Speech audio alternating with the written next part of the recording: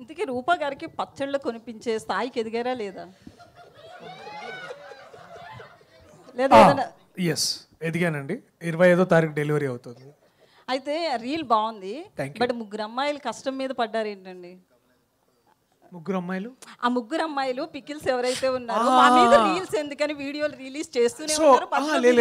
ఒకటి ఏంటంటే అక్కడ ఇక్కడ మేము ఇప్పుడు ఇంటర్నెట్లో జరుగుతున్న ఒక మేజర్ డిస్కషన్ అది అబౌట్ దాట్. నేను అది నాకు మా క్రియేటర్ అతను యోగానంద్ వచ్చి అతను చెప్పగానే ఇట్లా చేస్తున్నారంటే ముందు మేము కూడా అదే అనుకున్నాం, నేను విద్య ఒకసారి అలా చేయొచ్చా లేదా అనేది.